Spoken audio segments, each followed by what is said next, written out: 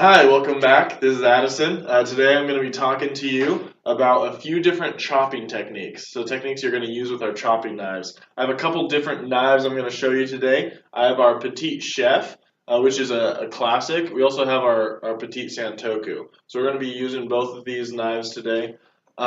With our chopping knives, they have a straight edge, so that means they're a pushing blade. You don't saw back and forth with them, you push with them. And the weight of the blade is in the back, so that's where you chop. That's how you use the knife, that's where you do the cutting, is in the back of the blade.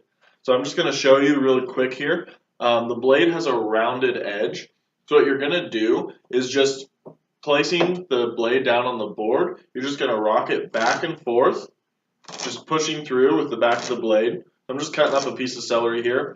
And as you get good at this, right, as you get comfortable with it, it makes your cooking much quicker, much more efficient. You can just chop through a piece of celery like that. So that's the idea with the chopping knife. You're going to be able to move quicker. You just want to keep your fingers away from the blade. They're not very forgiving, so you want to make sure to keep your fingers safe. So the other knife we have here is our Petite Santoku. It's a little different. It still has a rounded blade, so it rocks back and forth. You can do that same chopping motion, right, like I just did with the Petite Chef. You can just run through it really quick. Or with that dropped point, you can actually set the blade down. So I'm just going to cut up a pepper here for you real quick. You can set the point down and pull back, slicing through food. With the French Chef, if you did this, you'd be dulling the blade by sliding it across the cutting board. But because we have this dropped point, all that's dulling is the tip of that blade. And really, we're not stabbing anything. We don't need a sharp tip. So this isn't damaging the knife at all. And then, right, once you've gotten your slices of pepper, you can again chop it, mince it, however fine you'd like.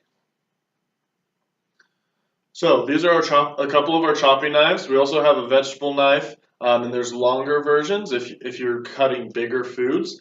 But that's the technique you want to use. With any straight edge, you want to cut where the weight of the blade is. And especially with our chopping knives, with the rounded blade, you're just going to rock it back and forth. It's going to be really quick, really smooth. And you can do anything from dicing, slicing, mincing. And of course, with the dropped edge, the dropped point, you're going to be able to pull straight back.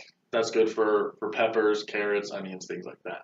So I hope you'd enjoyed the short demonstration about how to use your chopping knives. I'm sure you'll love your Cutco. I am not a crook.